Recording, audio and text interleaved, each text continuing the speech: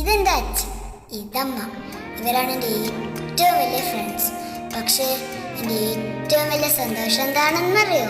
എൻ്റെ കുഞ്ഞാറ്റ. അവളാണ് എനിക്കെല്ലാം.